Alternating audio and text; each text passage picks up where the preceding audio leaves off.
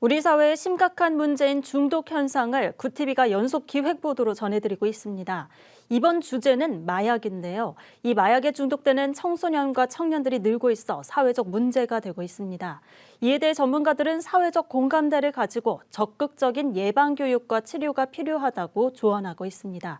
자세한 내용 하나은 기자가 취재했습니다. 마약 사범 증가세가 심상치 않습니다. 경찰청 자료에 따르면 지난 2016년 검거된 마약 사범의 수는 8,853명에서 지난해 12,209명으로 약 38% 증가했습니다.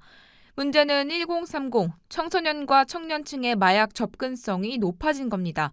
올해 1월에서 7월 검거된 마약 사범 중 청년층 비중만 55.4%에 달합니다. 더욱 심각한 문제는 마약이 교실까지 침투했다는 점입니다.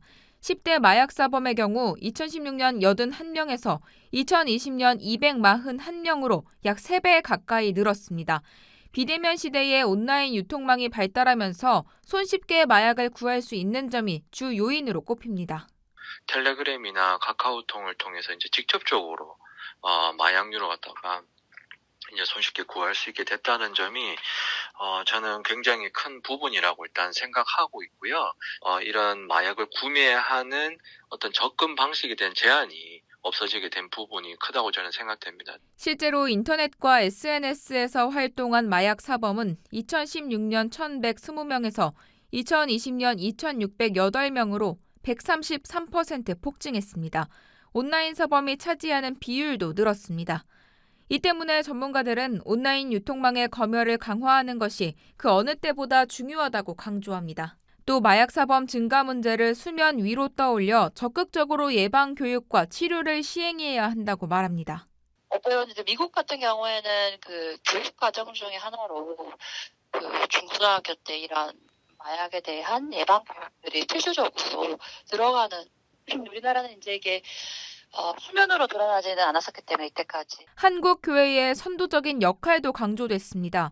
청년들의 심리적인 면역력을 높일 수 있도록 도움이 필요하다고 신학 전문가들은 설명합니다.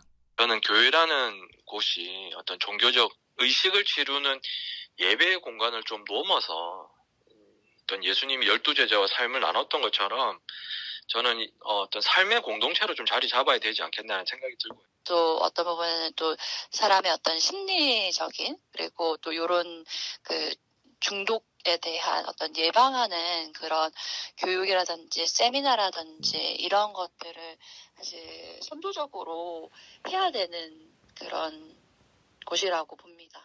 그동안 마약 청정국이라고 불려왔던 우리나라도 이제는 더 이상 마약의 안전지대가 아닙니다. 젊은 층을 중심으로 마약이 빠르게 확산하는 만큼 단속뿐만 아니라 예방교육과 치료, 돌봄 등 다각적 접근이 필요해 보입니다. 구티비 뉴스 하나은입니다.